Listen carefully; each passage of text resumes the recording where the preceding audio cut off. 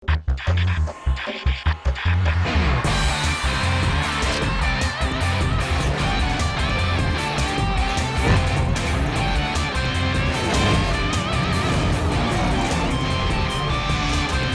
উদ্বোধনী দিনে দর্শকদের উপচে পড়া ভিড়। দুবাই থেকে প্রায় ৩.৫ লাখ টাকায় টুর্নামেন্টের ট্রফি আনছে বিসিবি।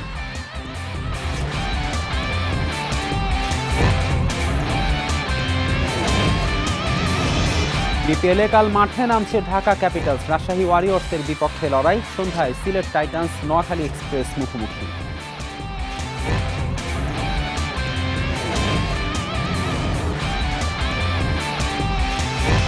বাংলাদেশ ফুটবল লিগে কাল বড় ম্যাচ। কিংস অ্যারেনায় বসুন্ধরা আবাহনী মুখোমুখি।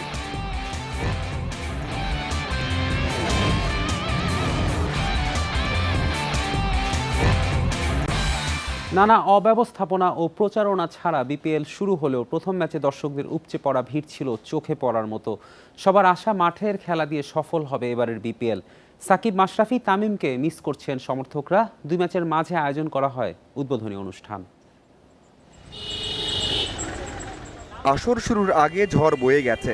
সারা রাত কাজ করে প্রস্তুতি নিতে হয়েছে বিপিএলের জন্য। তবে মাঠের খেলায় যে সবচেয়ে গুরুত্বপূর্ণ সেটা দর্শকদের এমন আগ্রহই বলে দিচ্ছে। ছুটির দিন, উপচে পড়া ভিড়।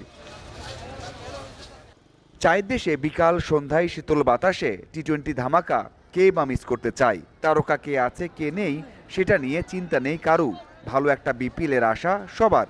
অন্যান্যবার হচ্ছে ঢাকা থেকে শুরু হয়, এবার সিলেটে হচ্ছে, তার কারণে অনেক বেশি মানুষ দেখার জন্য আসছে। অনলাইনে টিকিট ছাড়ার পরেই দ্রুতই শেষ হয়ে গেছে প্রথম দিনের সব টিকিট। মন মানেনি অনেকের। বেশি দামে টিকিট কিনে হলেও মাঠে যেতেই হবে। সব থেকে বেশি দর্শক হয়ে থাকে তাহলে সিলেটের মাঠও। শুধুমাত্র টিকিটের জন্য মানুষ এখনো মাঠে যেতে পারছে না। বাস্তবতা মেনে মাঠে নেই তিন পাণ্ডব। মাশরাফি, সাকিব আগে থেকে ছিলেন না। তালিকাতে এবার যুক্ত হয়েছে তামিমের নাম। অনেকে আসছেন রংপুরের সহকারী কোচ আশরাফুলকে দেখতে। আশার ফুল যাকে আমরা বলতাম, মোহাম্মদ আশরাফুল ভাই, যাকে দেখে ক্রিকেট খেলা শিখেছি, ক্রিকেট দেখেছি। এবং আফতাব ভাই তখনকার সময়ে যারা ছিলেন তাদেরকে দেখে আসলে আমরা ক্রিকেটটাকে উপভোগ করতাম। সে মোহাম্মদ আশরাফুল ভাইকে আমি সবথেকে বেশি মিস করছি। মিস করি সাকিব ভাইকে। সাকিব ভাই যদি এবারে বিপিএলে থাকতো আরও সুন্দর খেলা হতো। ম্যাচ শুরুর আগে বড় আয়োজন নেই। ওসমান হাদির জন্য নীরবতা ও দোয়া করা হয়েছে। উদ্বোধন ঘোষণা করেছেন বিসিবি সভাপতি। প্রথম ম্যাচ শেষে ছোট পরিসরে করা হয়েছে উদ্বোধনী অনুষ্ঠান।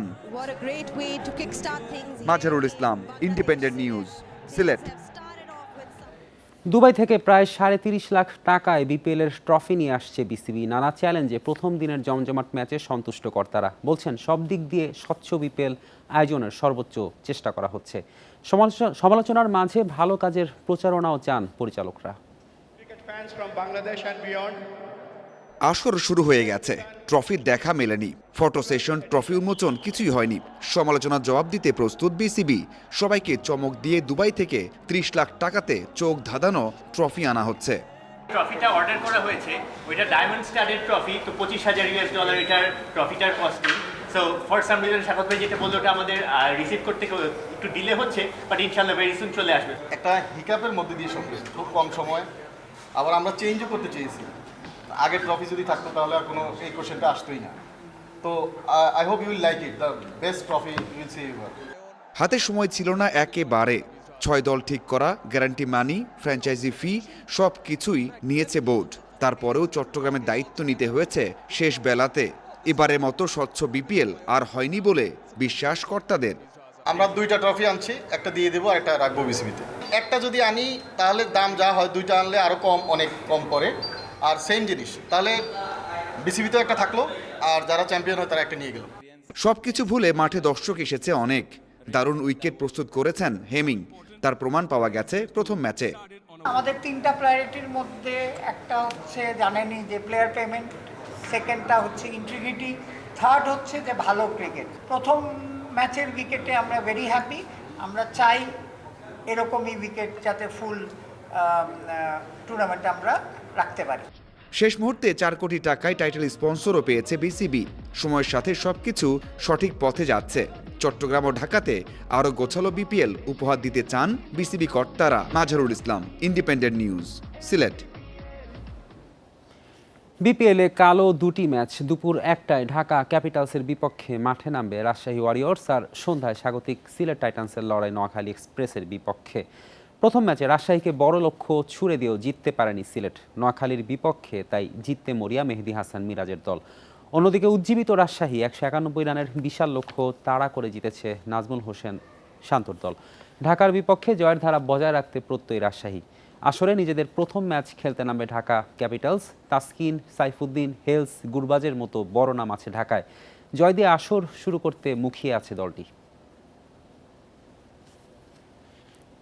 ঢাকার একটা হাইপ থাকে, কিন্তু লাস্ট কয়েক বছরে আমরা হাইপের সঙ্গে পারফরমেন্সটা ম্যাচ করছে না। তো আমাদের এইবার টার্গেট থাকবে হাইপের সাথে সাথে যেন পারফরমেন্সটা ম্যাচ করে। বাংলাদেশ ফুটবল লিগের বিগ ম্যাচে কাল মুখোমুখি হবে বসুন্ধরা কিংস ও আবাহনী। কিংসকে হারিয়ে নতুন শুরুর অপেক্ষায় আবাহনী। বড় ম্যাচ জয়ের আত্মবিশ্বাস নিয়ে লিগে ঘুরে দাঁড়াতে চায় আকাশী নীলরা, আর নিজেদের মাঠে মোহামেডানের পর আবাহনীকে হারিয়ে শিরোপা দৌড়ে আরও এগিয়ে যাওয়ার লক্ষ্য বসুন্ধরার। কিংস অ্যারেনায় ম্যাচ শুরু কাল বিকাল 5:30টায়।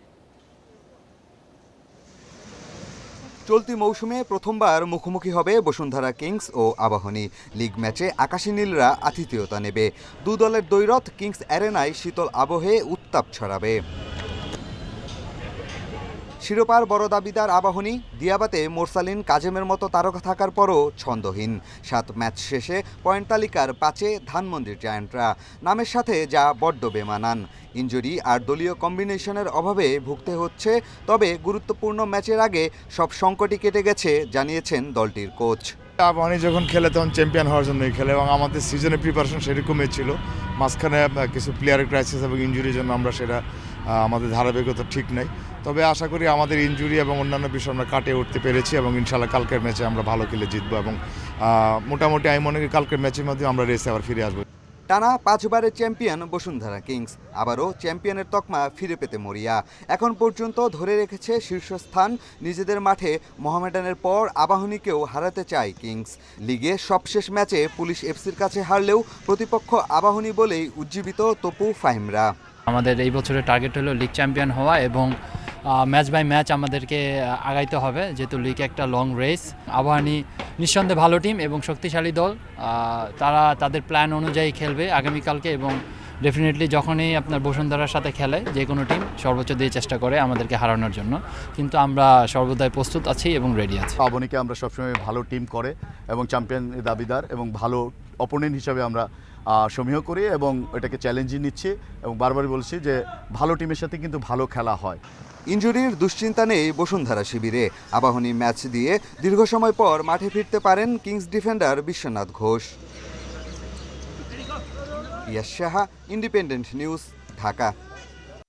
এই ছিল আজকের যত খেলা। ইন্ডিপেন্ডেন্ট টেলিভিশনের সব খবর বিস্তারিত জানতে চোখ রাখুন ফেসবুক, ইউটিউব, এক্সে। আমন্ত্রণ আমাদের পরের আয়োজনে।